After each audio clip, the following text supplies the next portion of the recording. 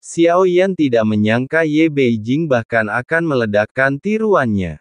Tapi penghancuran diri Yu Yan hanya menghalangi sosok yang mendekat. Meski menimbulkan beberapa kerusakan, namun dampaknya tidak terlalu besar.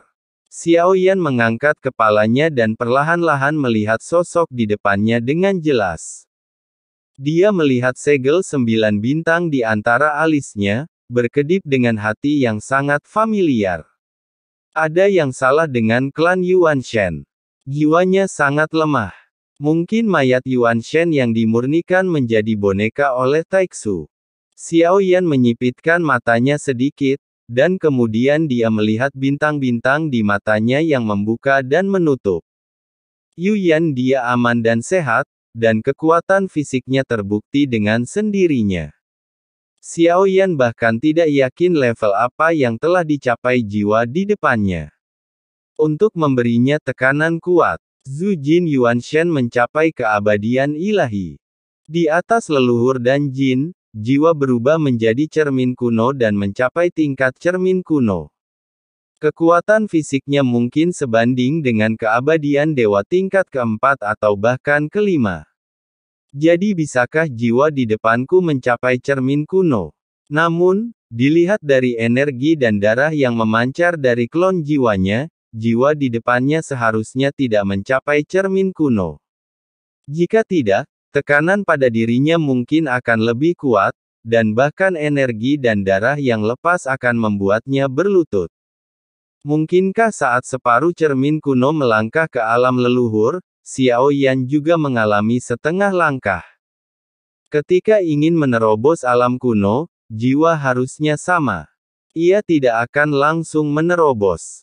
Ia hanya akan memiliki kesempatan untuk menerobos setelah tubuh fisik mengumpulkan sejumlah energi dan darah.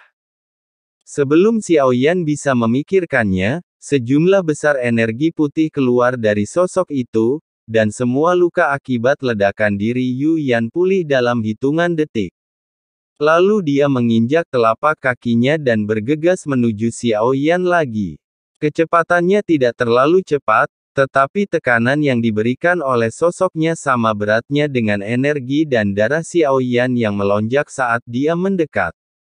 Ada perasaan sesak dan tertekan. Saat ini, Xiao Yan masih belum bisa bergerak. Tentu saja, dia menggunakan jiwa virtualnya terlebih dahulu. Dia harus melarikan diri dari ketiadaan yang jatuh di sekitarnya terlebih dahulu, jika tidak, dia tidak akan pernah bisa bergerak. Sosok ini tiba-tiba keluar dan muncul di depan Xiao Yan dalam sekejap mata. Tinju yang dikumpulkan di pinggang terlebih dahulu mengenai Xiao Yan dengan lurus. Xiao Yan sangat menyadari kekuatan pukulan ini, belum lagi dua hatinya patah di tubuhnya sendiri. Sekarang ia hanya dapat dianggap sebagai Yuan Shen bintang 3, yang tidak mungkin ditangkap. Xiao Yan bisa dibunuh langsung dengan satu pukulan.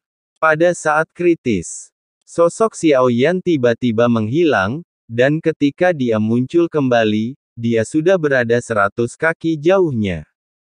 Tinjunya memukul kekosongan, tapi wajahnya tetap tanpa ekspresi saat dia terus mengunci arah Xiao Yan dan mengejarnya. Anti-inflamasi, injak guntur dan mundur dengan cepat. Kekosongan di sekitarnya seperti cairan. Semakin lengket. Kecepatannya sangat terpengaruh, dan rasa tertekan datang dari belakangnya. Dia terus menyerang, dan kali ini dia meninju udara dengan kekuatan yang kuat. Menutupi Xiao Yan lagi, pukulan ini lebih seperti mengenai kekosongan di samping Xiao Yan. Hal utama adalah membunuh Xiao Yan terlebih dahulu. Xiao Yan mengertakkan gigi dan menggunakan jiwa virtualnya lagi untuk melarikan diri dengan paksa. Tapi itu menghabiskan banyak kekuatan jiwanya. Setelah beberapa saat digunakan terus-menerus, jiwa Xiao Yan segera merasa lelah. Ini bukan cara yang tepat. Xiao Yan tahu bahwa perbedaan kekuatannya terlalu besar, dan menghindar hanya dapat menunda waktu, tetapi tidak dapat menyelesaikan masalah. Bahkan jika klon Jin Chan menelan ranah Su Wanzan, kekuatannya masih jauh dari cukup. Jilei terus melintas di bawah kaki Xiaoyan, terus-menerus memperlebar jarak. Kemampuan suatu pusat tertentu adalah mewujudkan kekuasaan. Setiap jiwa mempunyai kemampuan yang berbeda-beda. Itu juga merupakan jiwa, dan setelah mencapai alam, itu adalah sarana utama untuk bertarung. Sosok yang mengejar Xiaoyan menyerang dengan beberapa pukulan dari jarak jauh, dan kekosongan di sekitarnya menjadi lengket, membatasi kecepatan Xiaoyan lagi. Sosok itu melangkah dengan ganas ke dalam kehampaan, kecepatannya meningkat drastis, hampir seketika. Muncul di depan Xiaoyan secara normal. Sekali lagi, dia tidak bisa menghindari pukulan itu, jadi Xiaoyan hanya bisa berbalik, alisnya patah dan hatinya patah lagi. Giling 3 kali terlebih dahulu. Vitalitas, darah, dan vitalitas Xiaoyan membara saat ini, dia sudah lelah. Pertarungan sebelumnya masih terlalu melelahkan. Tinju sosok itu seperti gunung, Xiaoyan juga berbalik, dan api serta guntur melonjak dengan ganas dari tubuhnya. Xiaoyan tanpa syarat melepaskan seluruh kekuatannya dan berkonsentrasi pada pukulan ini.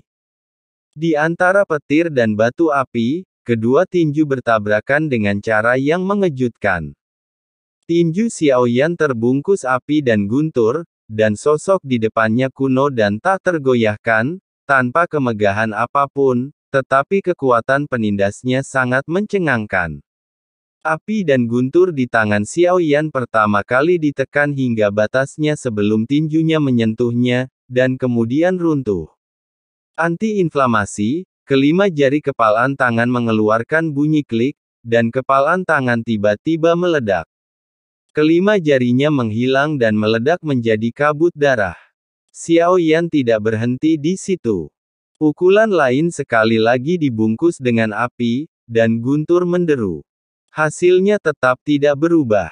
Tinjunya kewalahan dan tiba-tiba roboh, hanya menyisakan lengan bawah yang berdarah tidak mampu bersaing dengan kekuatan yang benar-benar tak tertandingi. Tidak dapat menahan diri dengan segera, dan matanya meledak di kedua lengannya, menyaksikan tinjunya hendak merobek tubuh Xiaoyan. Tiba-tiba, cahaya dingin menerpa, menghempaskan sosok di depan Xiaoyan. Selama aku di sini, tidak ada yang bisa membunuhmu. Wajah Ye Beijing tampak sedikit muram saat ini. Sosoknya kemudian muncul di depan Xiaoyan, tapi Su Qiantai dengan cepat mengejarnya. Serangannya tidak terlalu tajam. Dia mengarahkan jarinya ke udara, dan jari-jarinya yang gelap mengembun. Ye Beijing menjentikkan jarinya, dan tiba-tiba seberkas cahaya terbang dan mengenai jarinya. Itu hancur berkeping-keping dalam sekejap. Namun tidak sulit untuk melihat bahwa serangan Tai Qian selalu ditujukan ke Ye Beijing. Detail seperti itu, tentu saja, tidak dapat luput dari pandangan Su Anxing, dan dia menyadari bahwa tabib istana Su Qian dengan sengaja tidak ingin mengambil tindakan terhadap Xiaoyan. Seperti yang dikatakan Su Zhu, lelaki tua ini pasti akan mengkhianati Taixu jika dia memiliki kesempatan sekecil apapun. Mata Su Anxing sedikit menyipit. Jika apa yang dia pikirkan benar, Qiantai perlu membunuh Xiaoyan dalam sekejap, tapi dia tidak tahu apa-apa tentang itu. Termasuk serangan Su Qiantai saat ini, meski terlihat sangat kuat, meski sulit untuk mengatakannya, masih bisa dilihat dari serangan balik Ye Beijing bahwa dia tidak mengerahkan kekuatannya. Kami harus pergi, Ye Beijing mengirim kabar kepada Xiaoyan bahwa ratu masih di sini. Dia harus dibawa bersamanya. Xiaoyan segera menjawab. Su Anxing membawa ratu ke sini tanpa mengancamnya dan bahkan memperlakukannya dengan baik. Tujuan sebenarnya adalah untuk memikat Xiaoyan ke sini. Jika ratu tidak datang, menangkap Xiaoyan seperti mencari jarum di tumpukan jerami. Sebenarnya dari awal, kamu sudah tahu kalau tujuan mengundangmu ke sini adalah untuk bereinkarnasi, bukan? Suan Anxing sepertinya memikirkan sesuatu dan berbalik untuk bertanya pada ratu.